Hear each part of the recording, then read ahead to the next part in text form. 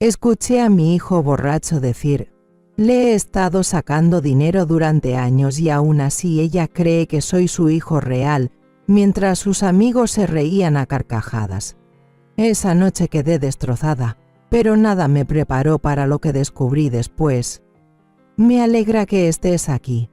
Quédate hasta el final y dime desde qué ciudad ves mi historia. Quiero saber hasta dónde ha llegado. Jamás imaginé que al servirme la segunda copa de vino mi mundo se rompería en dos. Desde el pasillo, apenas doblando la esquina, escuché la voz de Diego, más alta de lo habitual, ebria, con una risa exagerada, hablando con sus amigos, convencido de que yo dormía o de que los años me habían dejado sorda. Es tan tonta que ni siquiera se da cuenta de que no soy su verdadero hijo. Llevo años vaciándole las cuentas. Aquella carcajada áspera, estruendosa, me encogió como si fuera el chiste contado desde un escenario invisible. No lloré, no grité, no irrumpí en la sala. Me quedé inmóvil, con la copa temblando y la alfombra clavándose en mis dedos mientras el chardonnay golpeaba el cristal y pensaba absurdamente que acababa de limpiar el piso. Él lo sabía, y yo, ingenua, planeaba contárselo algún día, cuando mi hermana me entregó a su bebé en la sala de espera y susurró: solo por un tiempo. Ese tiempo se volvió eterno, pañales, loncheras, corazones rotos, solicitudes universitarias. Fui mamá, siempre mamá, y aún así él me usó. Me escabullí hasta la cocina, dejé la copa sobre la barra y miré el jardín que sembré para él, girasoles y chícharos, mientras el zumbido en mis oídos repetía: no soy su verdadero hijo. Parecía que las rodillas raspadas, las juntas escolares y las navidades no valían nada. Las noches en vela, cuidándolo de pesadillas y fiebres, eran invisibles. No llevaba mi sangre, pero lo amaba más que a mi propia vida, y ahora no lo reconocía. Debí gritarle, pero mis piernas cedieron y terminé sentada en el piso frío, como un aparato descompuesto. Entendí algo punzante. Crié a un hombre que confunde amor con una tarjeta de débito, y no sé qué duele más, que lo dijera o que lo creyera. Subí las escaleras con cada peldaño pesándome, abrí el closet tras los abrigos de invierno y saqué la caja metálica oxidada. Mis dedos marcaron la combinación por memoria. Dentro estaba la carta de mi hermana, escrita con su letra frenética, pidiéndome que cuidara de Diego solo por un tiempo. Su mente ya estaba rota. Ella lo sabía, yo también. Prometió volver, y ese entretanto se convirtió en mi vida entera. Volví a leerla. Olía a pasado, tinta y lágrimas secas. Él debió hallarla y convertirla en arma. Miré fotos, dibujos de kinder, la taza de mejor mamá. Pura farsa. Nunca preguntó nada, pensé que no necesitaba hacerlo y quizás solo esperaba su momento. Antes del amanecer, con la casa en silencio, abrí otra vez la caja. La carta seguía doblada con exactitud. Examiné los pliegues, preguntándome si Diego la habría leído y acomodado con cuidado, o si yo dejé una pista obvia que lo llevó directo a mi vulnerabilidad. Sentí la bofetada de la realidad. Fui tan ciega al confiar que él me veía como madre, solo porque yo actuaba como tal. Pensé que el amor me hacía inmune. Pensé que estaba a salvo. En esa caja había más que solo una carta. Había cosas que había enterrado, documentos, fotos, las notas médicas de mi hermana, pruebas de cuánto tiempo lo había estado protegiendo, de todo lo que había sacrificado, de lo mucho que no le conté porque no quería que sintiera que no era querido. Y ahora lo usó. Me usó. Miré las fotos familiares que colgaban por toda la sala. De pronto parecían decorado. Recuerdos montados de una vida que yo creía que compartíamos. Debí notar las señales, la frialdad en su voz, la manera en que se ofrecía a revisar mi correspondencia, a ayudarme con los pagos en línea, las veces que juraba haber enviado algo que nunca llegaba, pero no quería desconfiar. Era mi niño, quería seguir creyendo que lo era. El duelo no solo es por la muerte, es también ver con claridad a alguien que amas y darte cuenta de que nunca te miró igual.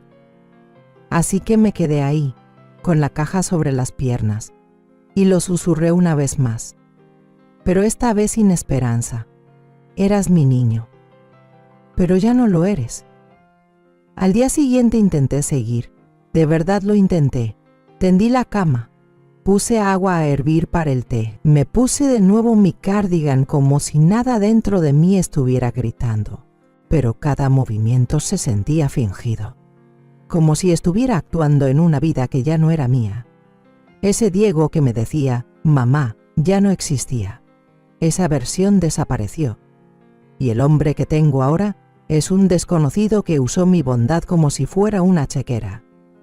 Aún así, no dejaba de preguntarme, ¿por qué ahora?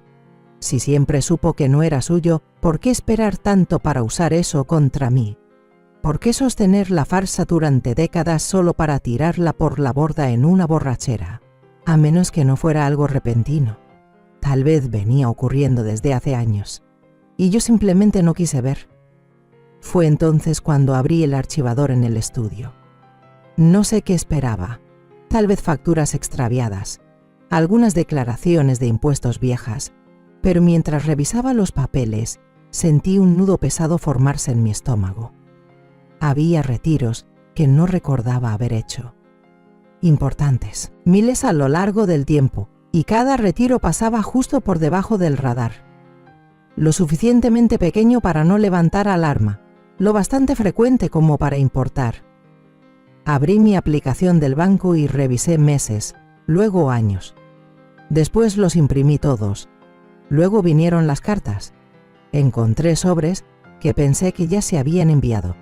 Cosas que le pedí a Diego que llevara al correo por mí. Cartas a la oficina de pensiones, la cuenta del agua, un cheque para una organización benéfica local. Todo seguía ahí, sin enviar, y entre ellas, escondida, una copia de una solicitud de préstamo que no recordaba haber firmado. Mi nombre, mi dirección, mi número de seguro social, pero la letra no era mía. La firma me resultaba conocida, no mía, pero parecida. Lo suficientemente parecida como para engañar a alguien que no mirara con atención. El monto del préstamo, $15,000 con 0 centavos. Sentí náuseas. Me temblaban las manos al pasar las hojas. Arriba estaba el nombre de una financiera que jamás había oído, una prestamista solo digital, de esas donde las verificaciones de identidad son casi inexistentes.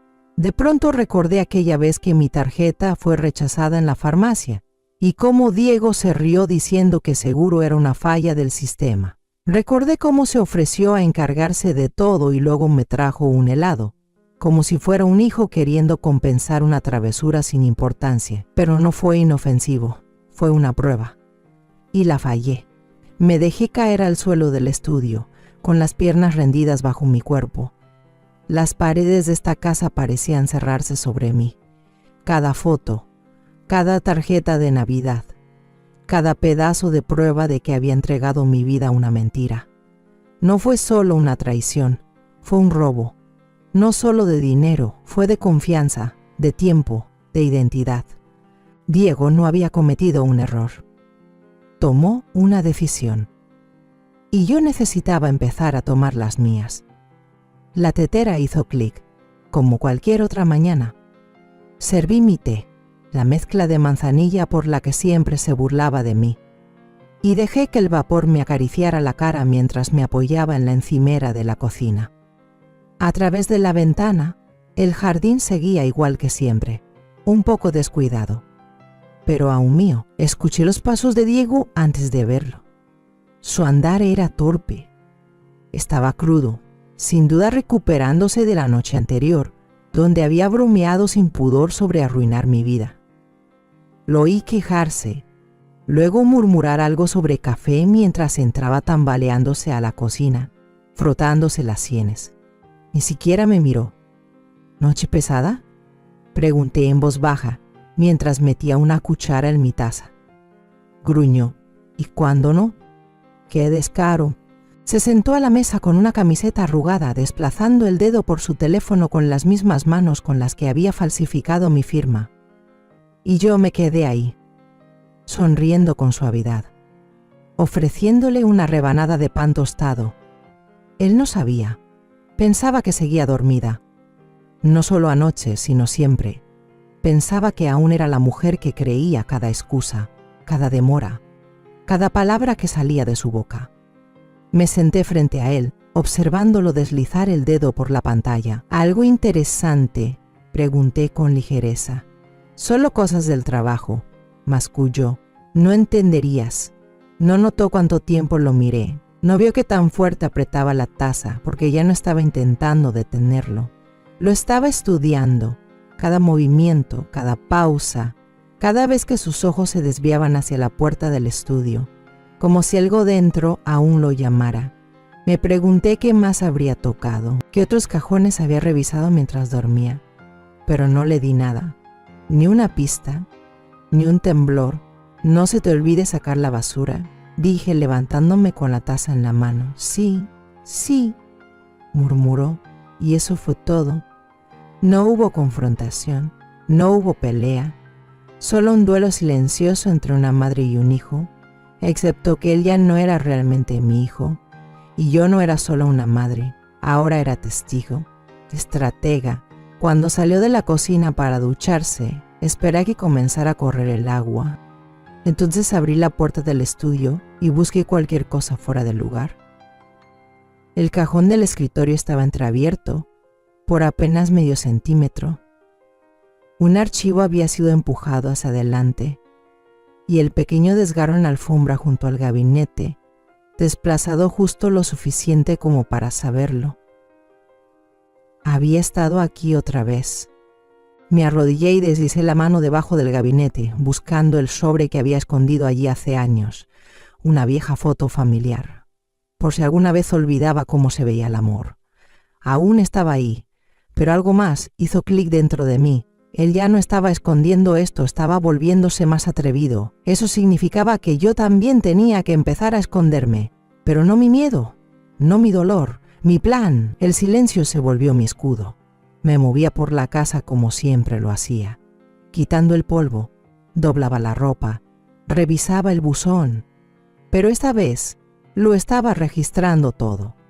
Tomaba fotos mentales de los cajones, carpetas, incluso del tono de voz de Diego. Cuando se ofrecía a encargarse de eso por mí, ya ni siquiera fingía estar agradecido.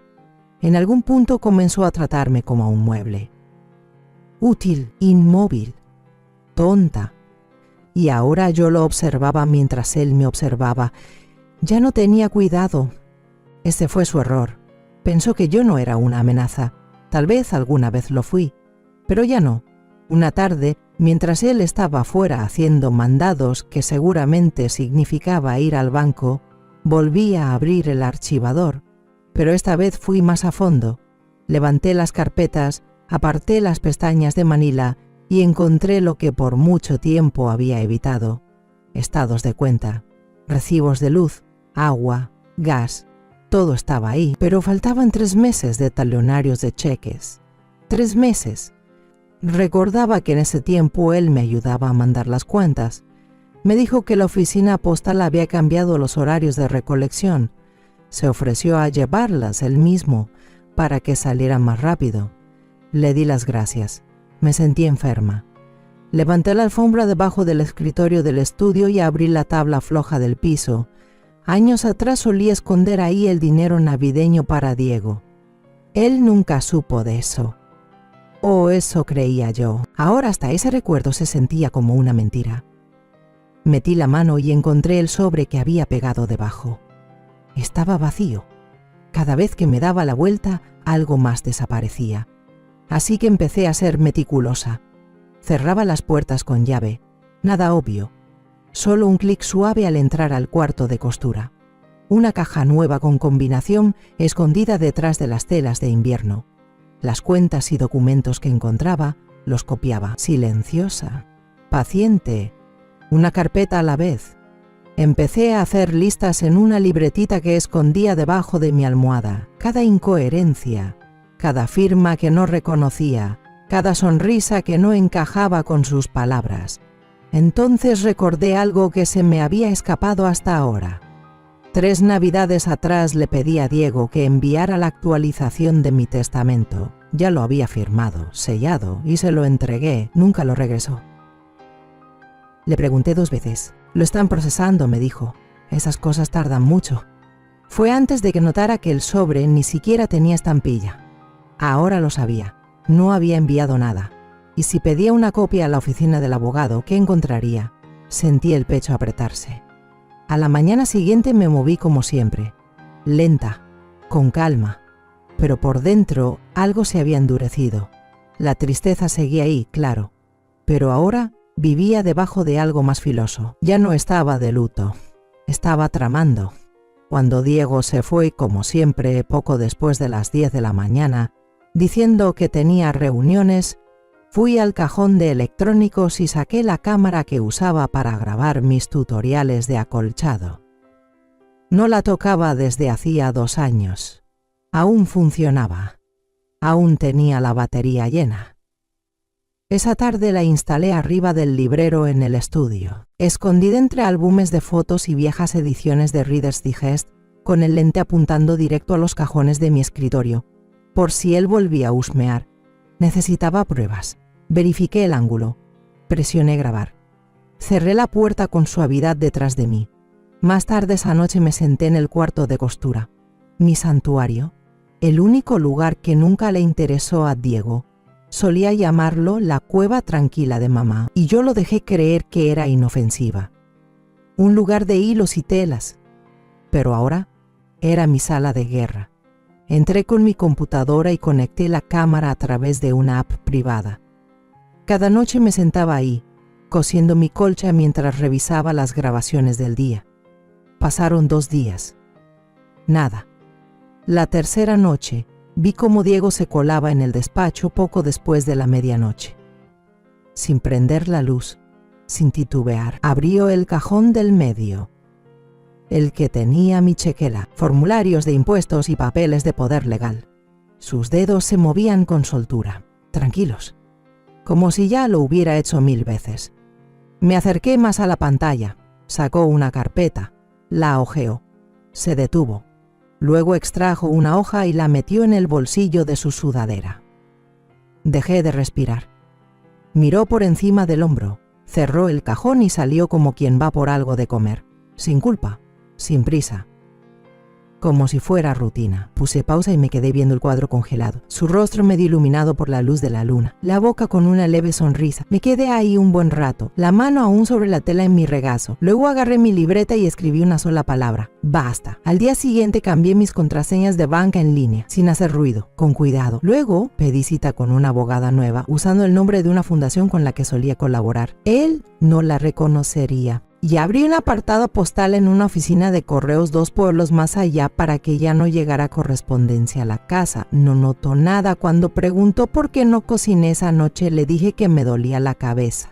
Cuando se burló de que mamá se anda volviendo olvidadiza, me reí con él, porque eso era lo que quería, que yo me olvidara, y por eso era peligrosa. La abogada no se inmutó cuando le mostré los documentos, pero sus ojos lo dijeron todo. Me habían robado.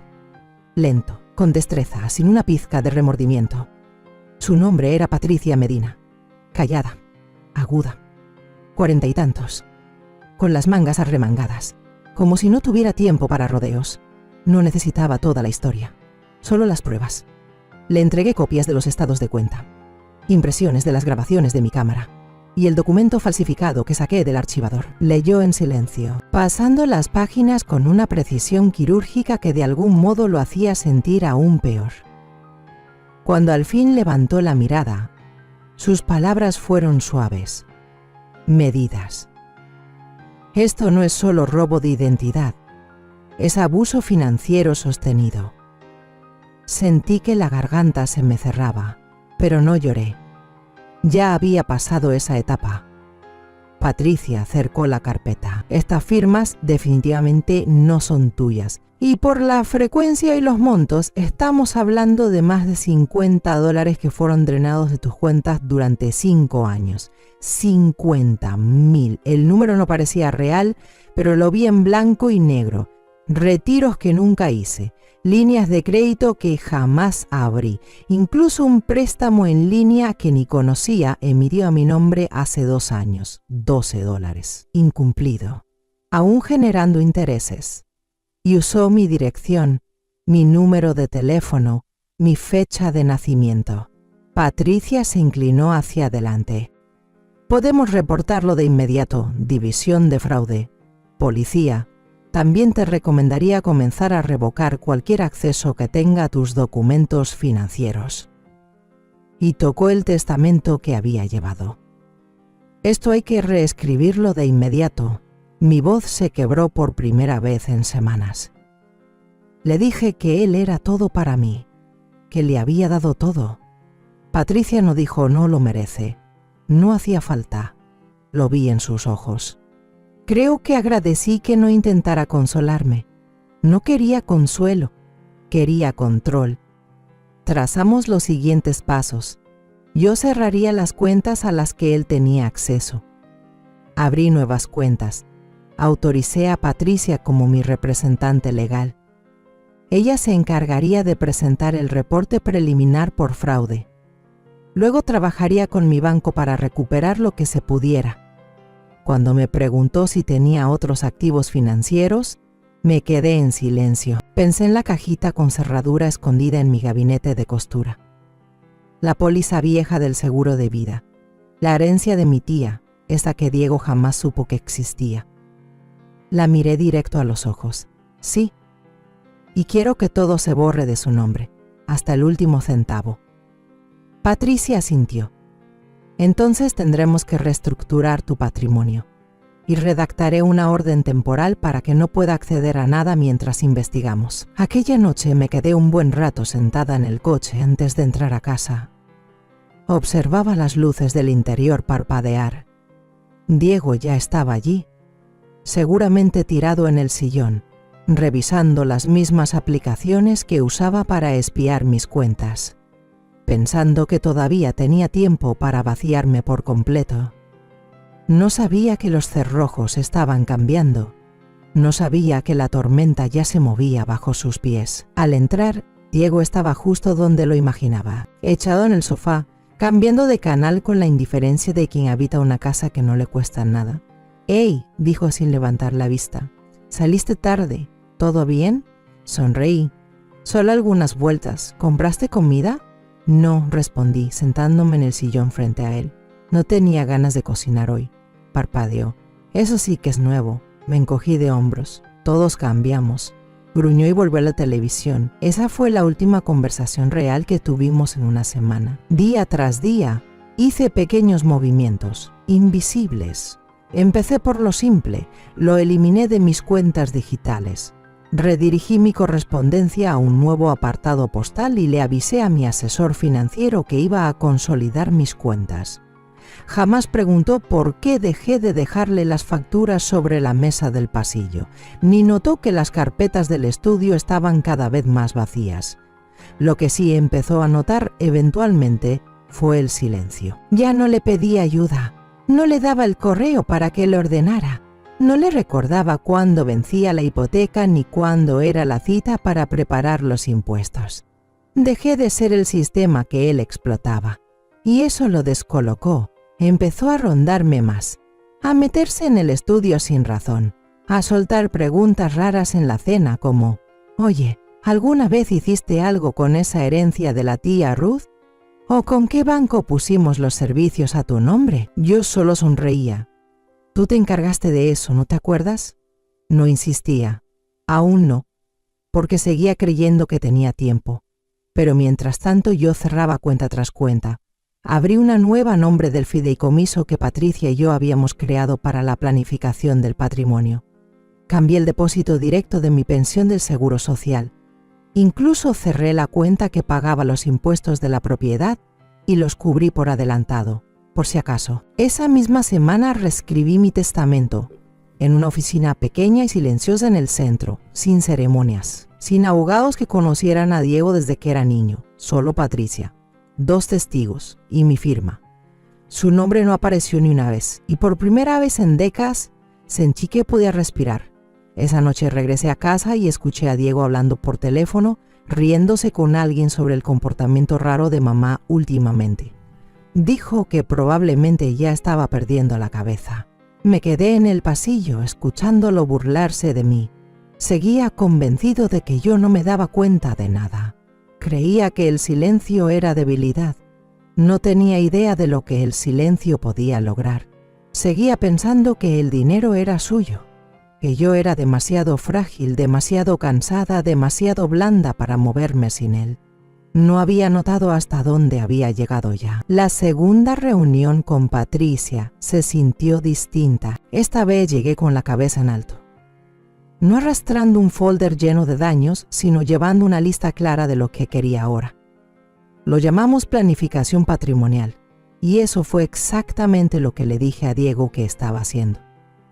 Ya sabes, por si acaso pasa algo, comenté mientras tomábamos café. Sonreí.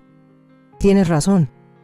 El nuevo asesor financiero que me presentó Patricia era joven, agudo, y supo exactamente qué preguntar. Ni se inmutó cuando le dije que necesitaba abrir nuevas cuentas de inmediato, sin acceso en línea, salvo por medio de mi abogada. Asintió y se puso manos a la obra. Al terminar la semana, ya tenía 3 cuentas nuevas: jubilación, emergencias y otra para inversiones a largo plazo que no había tocado desde que Diego estaba en la prepa, todas bajo el nuevo fideicomiso, todas protegidas. Le di poder legal a Patricia, se lo quité a Diego. Su nombre seguía allí en negritas desde hacía años, cuando pensaba que estaba siendo previsora por si algo llegaba a pasarme. Me quedé mirando ese papel un buen rato antes de firmar la revocación. Fue como cortar un miembro fantasma, uno que fingía no estar pudriéndose. La tarde siguiente fui a la cooperativa de crédito local. La mujer del escritorio frunció el ceño cuando le dije que quería cerrar mi cuenta principal. ¿Has estado con nosotros mucho tiempo?, comentó. Sí, respondí. Demasiado. Asintió despacio. No preguntó nada, pero vi el destello en sus ojos cuando pedí cancelar todas las transferencias automáticas y desvincular cualquier cuenta conectada. ¿Quiere mantener a alguien autorizado en la nueva cuenta? No, solo yo. Salí del banco sintiéndome 10 kilos más liviana. Esa noche, Diego me preguntó por qué la factura de electricidad llegó por correo y no por internet. Debieron haber actualizado algo, le dije, hojeando una revista. Ya sabes cómo son esos sistemas, asintió. No insistió, porque ya no estaba prestando atención. Ya me había descartado, y esa era mi libertad.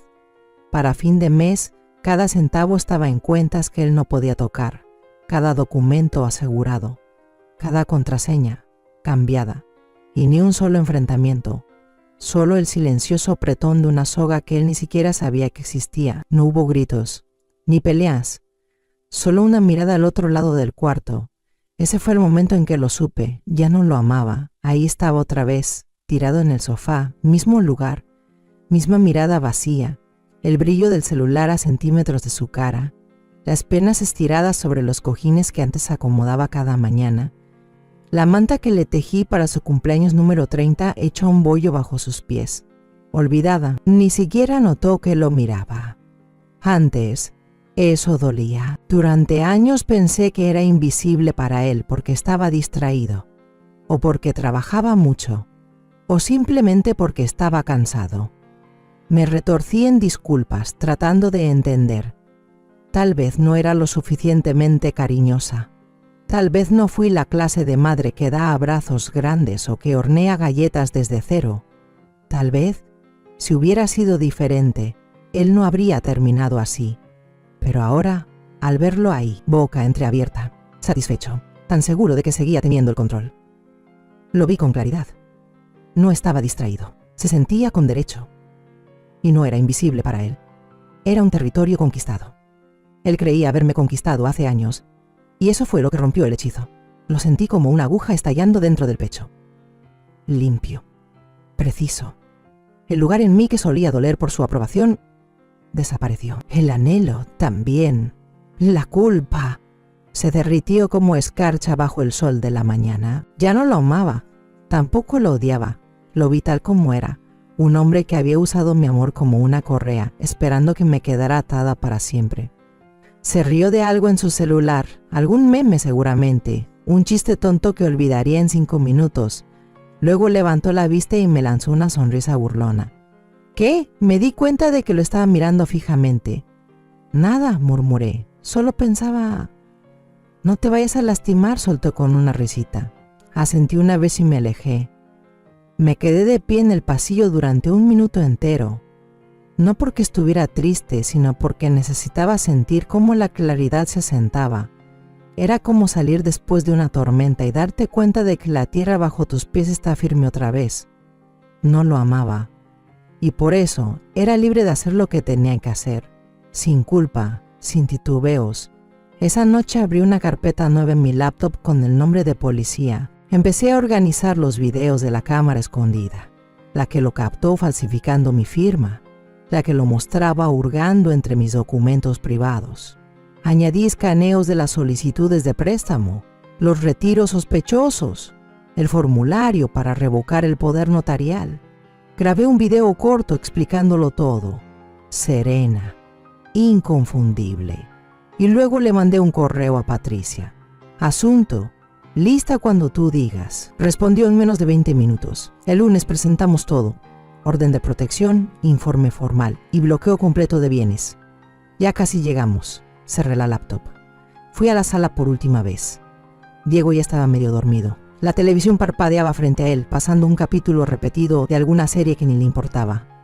Lo miré como se mira a un desconocido en el metro, alguien que uno conoció alguna vez, pero que ahora no tiene nada que ver con tu camino. Apagué la luz y lo dejé ahí. Antes lloraba al llenar formularios. Ahora estaba presentando cargos. Y por primera vez en años me sentía intocable. Llegó el lunes. No sentí nervios. Me puse una blusa azul marino, la misma que usaba cuando trabajaba en recepción en la clínica. Me recogí el cabello como antes de que Diego me dijera que parecía una señora. Incluso me puse aretes, unos pequeños de oro. Mi versión de armadura. El juzgado estaba tranquilo, fresco. Todo olía a papel y limpiador de alfombra. Patricia me recibió en el pasillo con una carpeta en la mano.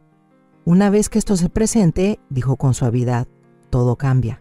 ¿Estás segura de que estás lista? No dudé, más que lista. Ella sonrió, no con lástima, con respeto. Primero nos reunimos con un investigador de fraudes.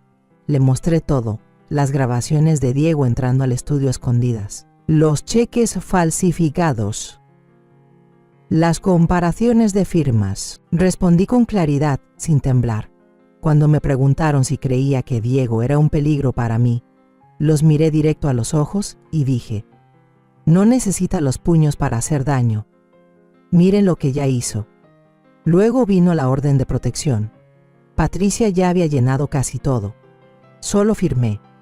Lo notificarían en las próximas 48 horas.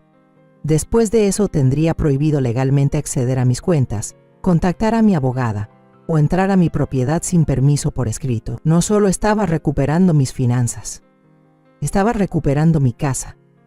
La orden de desalojo tardó un poco más. Patricia dijo que tenía que estar a prueba de todo, sin vacíos legales, sin demoras. Diego tendría 30 días desde la notificación para irse, pero en cuanto recibiera esa carta, sabría que el juego se había acabado. Y cuando ella deslizó el sobre hacia mí por la mesa, pesado, sellado, no sentí alivio, me sentí preparada. Esa tarde entré al solarium e invité a Diego a un brunch para el siguiente fin de semana. Como en los viejos tiempos, dije. Él alzó una ceja. Tú no eres de ponerte sentimental, respondió. Sonreí. Solo tenía ganas de hacer algo bonito. Aceptó sin decir palabra. ¿Y cómo no lo haría? Todavía creía que yo era su tonta. El resto de la semana me preparé en silencio. Escaneé copias de respaldo de todos los documentos legales en 2 memorias USB distintas. Le mandé una copia a Patricia por correo electrónico y guardé otra en una carpeta marcada como entrega del solarium. Cambié los códigos del sistema de alarma. Solo yo conocía los nuevos. Incluso encontré la vieja caja fuerte en el closet del pasillo y reinicié la combinación. Ahí guardé cada documento que todavía tenía mi nombre y ninguno con el suyo. Él venía y se iba como siempre. Comía la comida que yo compraba, usaba el internet que yo pagaba, dormía bajo un techo que yo mantenía en pie. Pero esta vez no parpadeé, porque él no sabía que las paredes ya se le estaban cerrando. Pensaba que era solo un brunch que me estaba ablandando, que lo extrañaba. Y por primera vez lo dejé creerlo, solo lo suficiente para entregarle el sobre. La mesa estaba puesta exactamente a las 10 de la mañana. Usé la vajilla azul que tanto le gustaba, esa con la que siempre se lucía frente a los invitados, como si fueran suyas. Preparé la ensalada de huevo que alguna vez llamó lo único que cocinas bien. Incluso le hice su café favorito. No era para impresionarlo, estaba montando la escena. Entró con esa sonrisa de engreído, silbando como si el mundo no pesara. Vaya, dijo, mirando la mesa. ¿Se murió alguien? Sonreí. Todavía no. Se rió, se dejó caer en su silla y se sirvió una taza llena. Esto se ve increíble, ma. Yo serví la mía despacio, con calma. Comimos en silencio. Él habló de un viaje que estaba planeando con amigos. Soltó indirectas sobre dinero. Yo asentía en los momentos justos. Tomaba mi café. Le rellenaba la taza cuando la terminaba. No dije mucho, solo sonreía. Lo observé comer como si fuera una mañana cualquiera, como si los últimos 5 meses no me hubieran arrancado la piel centímetro a centímetro. Cuando extendió la mano por el último triángulo del sándwich, me levanté. Hay algo que he querido darte.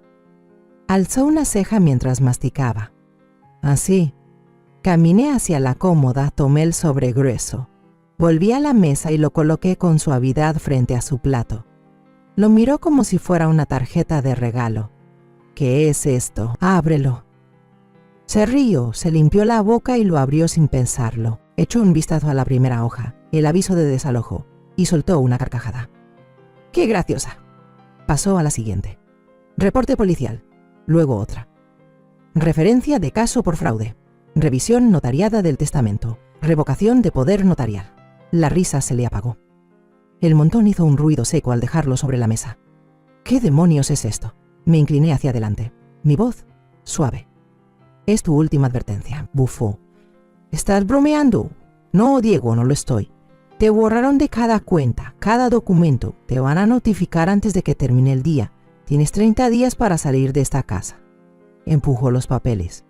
Estás siendo absurda. Tengo videos de ti falsificando mi firma, registros bancarios, grabaciones de seguridad y un abogado que no necesita tu permiso para representarme. Sus ojos se afilaron. Soy tu hijo, sostuve su mirada. No, no lo eres. Fuiste alguien a quien crié, alguien a quien amé, pero lo que eres ahora es un ladrón. Su voz se alzó. ¿Me echarías por dinero? No, dije. Te estoy echando porque me quitaste todo. No solo el dinero, mi dignidad, mi paz, mi confianza, y ni siquiera pestañeaste. Se puso de pie. ¿Crees que puedes vivir sin mí? Yo también me levanté y sonreí. Ya lo estoy haciendo. Me miró fijamente, mandíbula temblando, manos abriéndose y cerrándose, pero no me moví. Bajó la vista al sobre, luego me miró de nuevo, como si aún creyera que podía darle la vuelta. No podía. El brunch se había acabado. Trató de reírse, hasta que la pantalla se encendió, hasta que el video empezó, hasta que cada mentira que alguna vez dijo regresó para atormentarlo. Con mi voz, bajo mis condiciones. Diego soltó una risa burlona, como si le hubiera dado una multa de estacionamiento. Empujó los papeles a un lado y se recargó contra la isla de la cocina, como si todo esto estuviera por debajo de él. ¿De verdad vas a hacer esto?, dijo sacudiendo la cabeza. Ándale, mamá, no exageres. Incliné la cabeza. ¿Tú crees que fui con un abogado por diversión? Se rió, pero ya no sonaba igual. ¿Entonces qué, me vas a correr? Después de todo, ¿tú crees que alguien va a creerte esto? No respondí. En lugar de eso, abrí el cajón debajo del aparador. Ese que él siempre ignoraba. Saqué mi tablet. Ya estaba lista, ya estaba cargada. La puse sobre la mesa, entre los dos. Presioné play. Al principio hubo silencio. Luego la pantalla se iluminó en blanco y negro. El estudio, mi escritorio. 12:17 a.m. Apareció la figura de Diego, con la sudadera puesta, caminando en silencio por la oscuridad. Se congeló. El video lo mostraba hurgando entre mis formularios de impuestos. Luego, abriendo el cajón del centro, sacando un talonario de cheques, levantando una hoja hacia la luz, tomando uno de mis documentos y metiéndolo en su bolsillo, claro como el agua. Retrocedió del monitor, con las manos medio levantadas. ¿Qué carajos es esto? Tú, robando a la mujer que te crió. Soltó una carcajada nerviosa. Esto no prueba nada. Yo podría haber estado... No he terminado, dije, cortándolo. Deslizé hacia el siguiente clip, el donde firmaba mi nombre en una solicitud de préstamo. Lo grabé desde la sala de costura, con el zoom desde el vidrio cuando él no sabía que lo observaba. La caligrafía coincidía con la de la solicitud falsificada. Mismo bolígrafo. Misma esquina del escritorio. ¿Todavía te vas a hacer el tonto?, pregunté. Abrió la boca, la cerró. Luego frunció el labio. ¿De verdad vas a arruinarme la vida por esto? No, dije con calma. Eso lo hiciste tú. Empujé hacia él la revisión del testamento. Ya no eres beneficiario de nada. Ni la casa, ni el seguro, ni siquiera el título del carro. Agarró los papeles. Los ojos le saltaban de un párrafo a otro como si buscara una salida legal. No queda nada a tu nombre, dije en voz baja. Ni un solo centavo. Jesucristo, murmuró, cerrando la carpeta de golpe. ¿Estás loca? Me acerqué, sin temblar, sin encogerme. No, Diego, estoy despierta. Confundiste mi silencio con estupidez. Pero yo estaba documentando, preparándome, recuperando lo que es mío. Apretó la mandíbula. Sigo siendo tu hijo. Lo miré durante un buen rato, no susurré. Fuiste un invitado en mi vida, y ahora, tu tiempo se acabó. La pantalla detrás de nosotros se apagó. La habitación quedó en silencio. Entonces, sonó el timbre, justo a tiempo. Diego se sobresaltó. ¿Quién carajos? No respondí, porque yo ya sabía. Diego no se movió cuando volvió a sonar el timbre. Se quedó ahí parado como un niño atrapado robando dulces, solo que esta vez las consecuencias no eran un regaño, eran legales, permanentes. Pasé junto a él sin decir nada y abrí la puerta. 2 oficiales uniformados estaban en el porche, tranquilos, pero con autoridad. Uno sostenía una libreta. El otro observaba la casa con la mirada aguda de quien ya ha visto demasiadas cosas. ¿Luisa Robles?, preguntó uno con voz suave. Asentí. Está en la cocina, respondió Diego desde atrás de mí. Esto es una locura. No puedes llamar a la policía contra tu propio hijo, gritó mientras se acercaba a nosotros hecho una furia, agitando los brazos, el rostro encendido. Está confundida. Yo no robé nada, solo la ayudaba con unos papeles, dijo uno de los oficiales al entrar con calma, levantando la mano. Señor, estamos aquí por una denuncia preliminar de fraude presentada por la Sena Robles. Le pedimos que mantenga la calma mientras hablamos. Yo no hice nada, soltó Diego. Ella se está inventando esto porque no soy su hijo de verdad. El ambiente se volvió helado. Ahí estaba.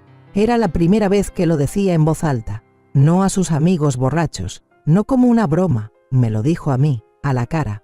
Fue entonces cuando saqué mi última carta, una grabadora digital pequeña, una que él no sabía que existía. Presioné reproducir.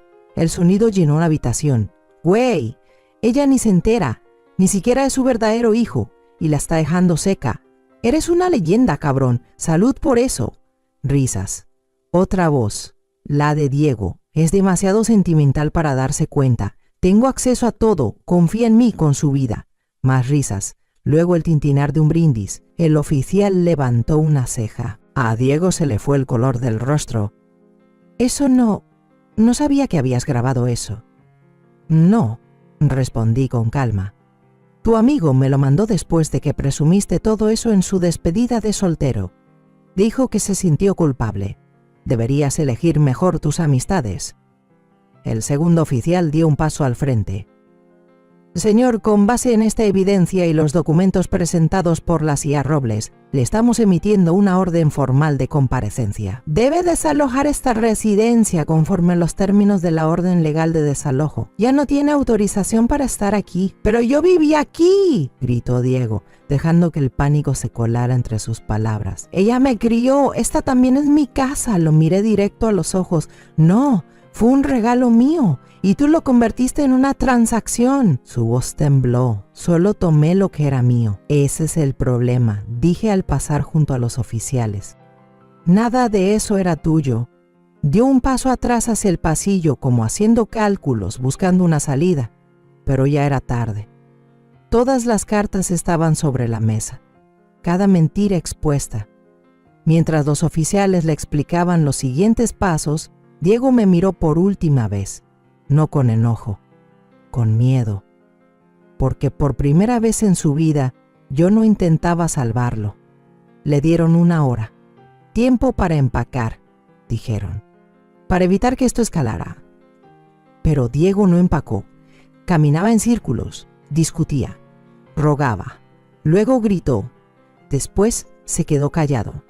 Yo me senté en la sala de sol, las manos cruzadas sobre el regazo. Mientras la policía le explicaba sus derechos, no dije nada, no lo interrumpí, no le ofrecí té. Intentó todo lo que le quedaba. Se asomó al umbral de la habitación y me miró. De verdad me miró. Por primera vez en años. Diles que fue un error, susurró. No dejes que termine así.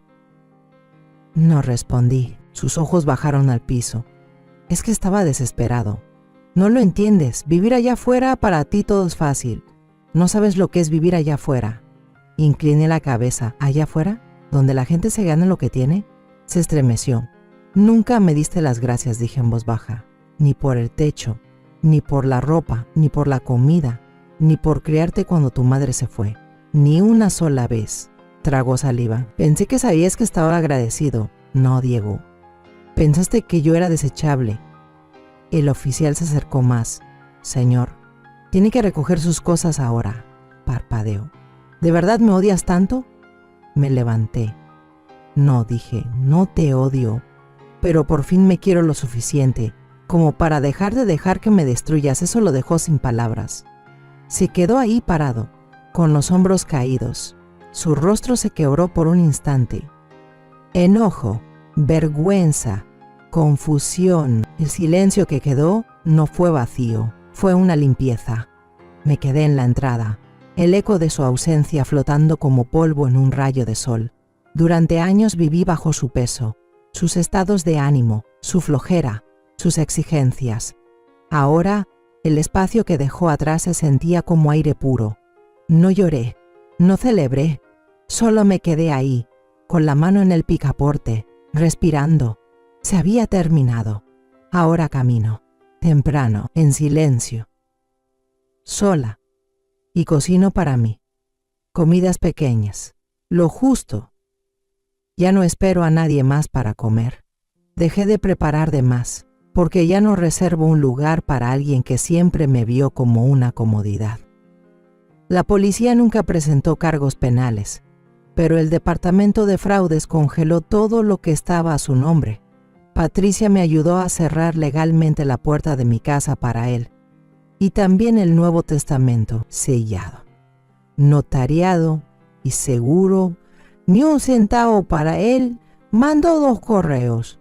Como si acabara de descubrir que el suelo bajo sus pies nunca fue firme. Se dio la vuelta despacio y caminó hacia su habitación.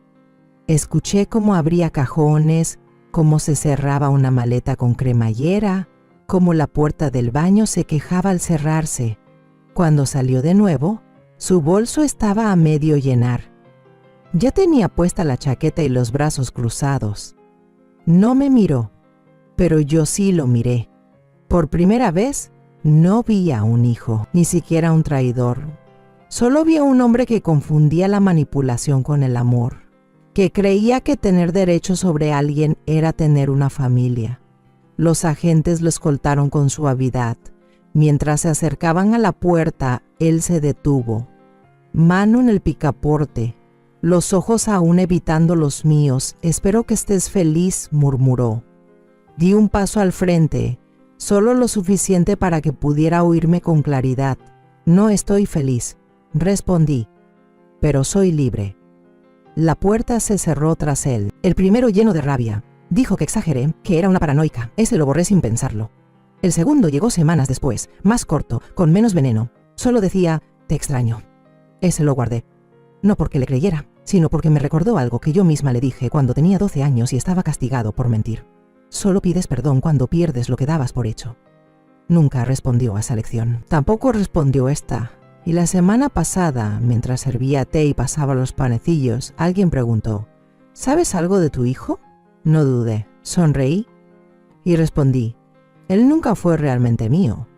Pero ahora por fin yo sí lo soy». Nadie preguntó qué quise decir. No hizo falta. La primera mañana, sin la sombra de Diego, me desperté antes de que el sol tiñera de rosa las cortinas.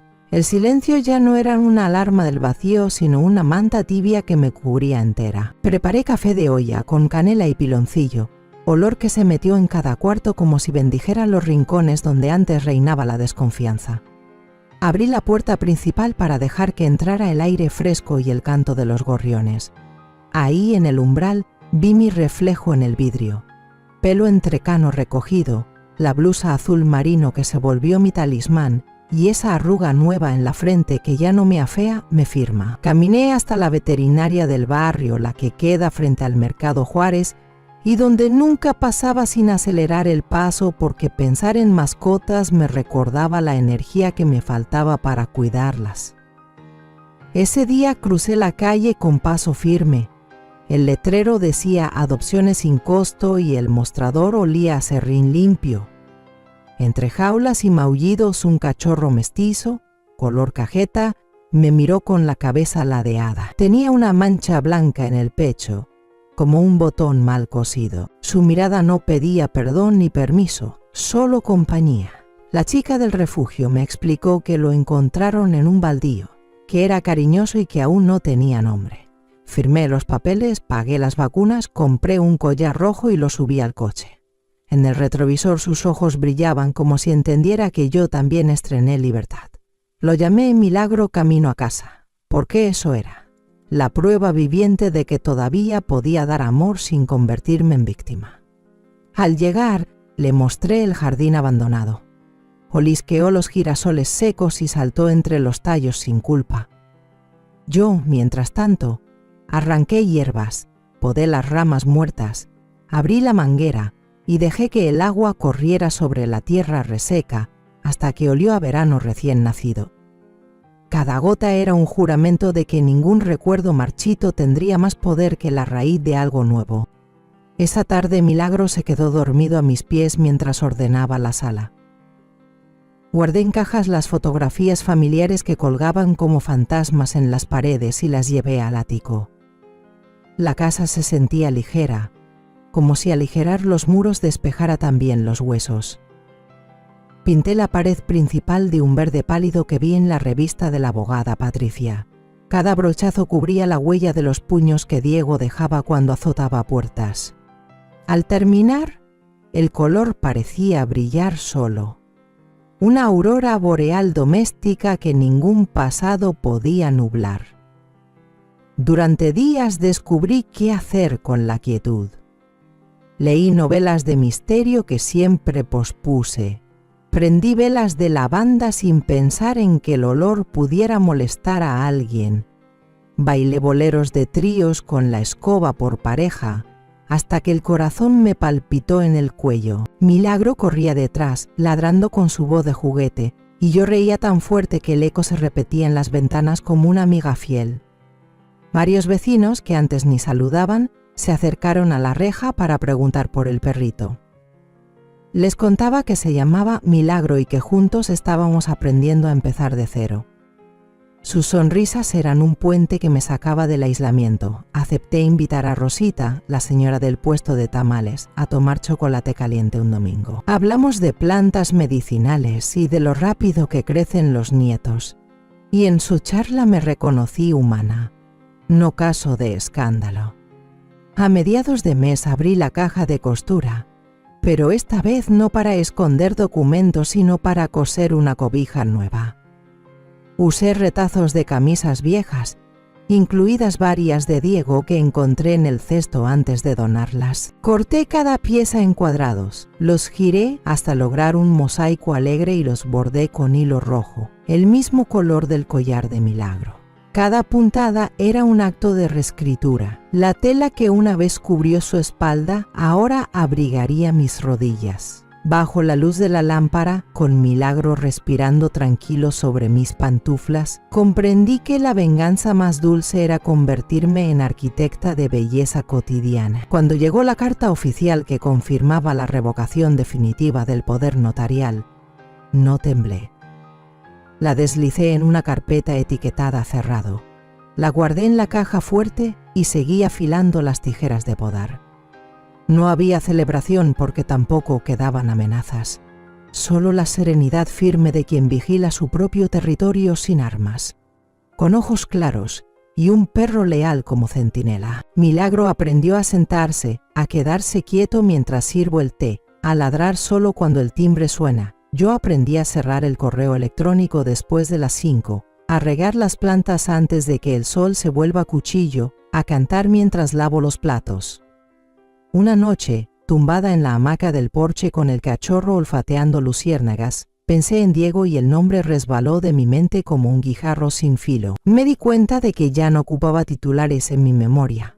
Ahora quedaba reducido a nota al pie, referencia académica sobre lo que jamás permitiré de nuevo. Rosita me invitó al club de lectura de la parroquia y acepté. Las primeras líneas que leí en voz alta hicieron temblar mi garganta, no de llanto sino de puro asombro. Mi voz seguía aquí, intacta, esperando turno. Después del encuentro caminamos varias mujeres hasta la plaza y compartimos pan dulce calentito. Conté chistes malos, me reí hasta doler, dejé que el viento nocturno jugara con mi cabello suelto. Milagro zigzagueó entre los pies de todas y se ganó un pedazo de concha que devoró con la devoción de un recién convertido. Esa noche escribí en mi diario, el mismo que permanecía inmaculado desde hacía años. Hoy desperté siendo otra y al mismo tiempo siendo por fin yo. Dejé que la tinta corriera hasta llenar 3 páginas completas y cuando cerré el cuaderno sentí que las bisagras de mi pecho se alineaban. Alrededor de la casa los grillos orquestaron un concierto mínimo. Milagro se acurrucó contra mi costado en la cama y ronroneó en sueños. Cerré los ojos con una oración simple. Que el pasado descanse, que el presente florezca, que el futuro me encuentre con la puerta abierta y las manos sin miedo. Esa fue la primera vez, en décadas, que dormí sin despertarme para comprobar cerraduras. Desperté al alba, con el leve jadeo del cachorro como único reloj, y supe que la segunda parte de mi vida ya había comenzado. Desperté con el ladrido alegre de Milagro y un sol intenso filtrándose entre las persianas. El olor a café recién colado viajó desde la cocina porque la noche anterior programé la cafetera, un detalle mínimo que me hacía sentir ingeniera de mis propias mañanas. Mientras el perrito perseguía su cola sobre el tapete, encendí la radio y sonó un bolero de Los Panchos. Taraé sin vergüenza, como si la casa fuera un auditorio íntimo. Después, armada con un cuaderno nuevo, me senté en la mesa del comedor y tracé 2 columnas. Lo que ya no soy y lo que quiero ser. En la primera escribí víctima, guardiana de secretos ajenos, alcancía. En la segunda, jardinera, viajera de pueblos mágicos, cuidadora de mí misma. Milagro alzó las orejas como si aplaudiera mi descubrimiento. Antes del mediodía cargué la camioneta con macetas vacías y fuimos juntos al vivero de la carretera. El vendedor me reconoció del pasado, cuando compraba flores pensando en Diego. Esta vez pedí bugambilias, romero y un limonero pequeño. Él sonrió y dijo, «Qué gusto verla comprar para usted». Regresé a casa con las manos llenas de tierra y las uñas oscuras, feliz de sentir la savia en los dedos. Planté las flores a lo largo de la barda, colgué macetas de colores y posé una casita para colibríes que pinté de amarillo mostaza. Cada agujero en la tierra fue una despedida de los miedos que la habían compactado. Por la tarde llegó el cartero con un paquete certificado. Era la resolución definitiva del banco que recuperó $23,000. No salté ni grité. Solo toqué el sobre como quien palpa un músculo que volvió a moverse. Deposité el dinero en la cuenta del fideicomiso y aparté una parte para algo que soñaba desde joven: recorrer la ruta de las misiones en Baja California con una cámara desechable y un cuaderno de acuarelas.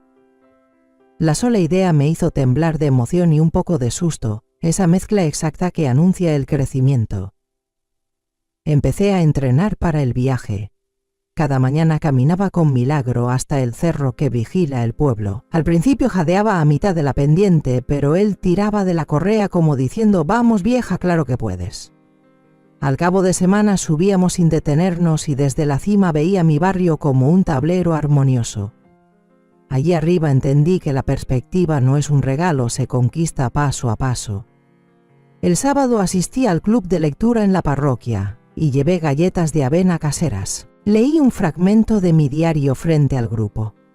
Nadie me debe completitud. Yo me basto y comparto lo que rebasa. Al terminar, las mujeres aplaudieron despacio. Rosita me tomó del brazo y susurró: «No sabes cuánto necesitábamos oír eso». Descubrí que mis cicatrices eran faroles para otras y acepté coordinar un círculo de apoyo a familiares de personas adictas. Milagro acompañó la primera sesión y se acostó junto a una joven que lloraba. Su ternura silenciosa dijo lo que nuestras bocas no alcanzaban. Un mes después partí hacia el norte en autobús, con mochila ligera, la cámara, el cuaderno de acuarelas y croquetas suficientes. En Loreto nos recibieron el mar esmeralda y un cielo limpio que parecía recién lavado. Dibujé la misión jesuita en tonos pastel, mientras Milagro olfateaba conchas. Es la historia de una madre que sacrificó toda su vida por sus hijos y nietos, y al final fue despreciada, utilizada y abandonada. Pero cuando ya no le quedaba nada que perder, se levantó, y esta vez vivió para ella misma. No la contamos para juzgar, sino para que quien escuche se detenga a pensar: ¿cuántas madres están sufriendo en silencio dentro de su propio hogar? Ahora tengo curiosidad por ti, que estás escuchando mi historia. ¿Qué harías si estuvieras en mi lugar? ¿Te ha tocado vivir algo parecido? Déjamelo en los comentarios. Mientras tanto, te dejo en la pantalla final otras 2 historias que son favoritas del canal y que sin duda te van a sorprender. Gracias por quedarte hasta aquí. Había turistas tomándose selfies, artesanas vendiendo pulseras y un coro de niños ensayando en la plaza, la vida completa en un cuadro sonoro. Por la noche cené tacos de pescado con salsa de mango y escribí a Patricia un correo con una foto mía sonriendo. Ella respondió con un emoji de fuegos artificiales. Seguimos la ruta a Mulegé, Santa Rosalía y San Ignacio. Cada pueblo entregaba una historia distinta. En la península la luna es tan grande que parece una lámpara de papel suspendida a nada de tu cabeza. Acampé una noche en la playa, Milagro se hizo un ovillo en mi saco y yo escuché el rumor del oleaje hasta quedar dormida. Allí comprendí que la soledad puede ser un lujo cuando no está invadida de amenazas. En Guerrero Negro me ofrecieron trabajo temporal en un centro de conservación de ballenas para traducir folletos turísticos al inglés. Preparé limonada con menta, invité a mis nuevas amigas y brindamos por los viajes que nos esperan. Incluso invité al cartero que había dejado de ver a mi vida como un apartado postal trágico y ahora la encontraba llena de postales de ruta. Milagro se paseaba entre las visitas con la cola en alto, orgulloso de su reino. Antes de dormir acaricié su oreja y le dije gracias por enseñarme a girar la llave desde dentro. Cerré los ojos y soñé que corríamos por una vereda infinita donde cada paso plantaba semillas de luz. Al despertar comprendí que ya no esperaba un milagro, lo respiraba, lo alimentaba, lo sacaba a pasear cada mañana y le lanzaba una pelota para recordarme que el futuro, en las manos correctas, siempre regresa hecho juego. Contamos esta historia basada en hechos reales. Los nombres y lugares han sido cambiados para proteger la identidad de la persona involucrada. Acepté por una semana y cada mañana salíamos en lancha a observar los cetáceos. Ver un animal de 40 toneladas emerger junto a la embarcación te enseña la exacta dimensión de la humildad. Milagro, con chalecos salvavidas, ladraba a las colas gigantes como si desafiara al universo. Yo reía y le decía tranquilo, campeón, ellos también migran para salvarse, igual que nosotros.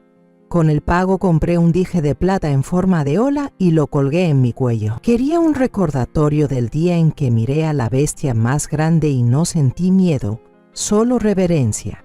En las noches anotaba frases sueltas para un libro que quizá escriba, un testimonio de cómo una puerta cerrada puede abrir el horizonte entero. Al volver al pueblo, el jardín estallaba de color. Las bugambilias se trepaban al portón y el limonero estrenaba brotes. Es la historia de una madre que sacrificó toda su vida por sus hijos y nietos, y al final fue despreciada, utilizada y abandonada. Pero cuando ya no le quedaba nada que perder, se levantó, y esta vez vivió para ella misma. No la contamos para juzgar, sino para que quien escuche se detenga a pensar. ¿Cuántas madres están sufriendo en silencio dentro de su propio hogar? Ahora tengo curiosidad por ti, que estás escuchando mi historia. ¿Qué harías si estuvieras en mi lugar? ¿Te ha tocado vivir algo parecido? Déjamelo en los comentarios. Mientras tanto, te dejo en la pantalla final otras 2 historias que son favoritas del canal y que sin duda te van a sorprender. Gracias por quedarte hasta aquí.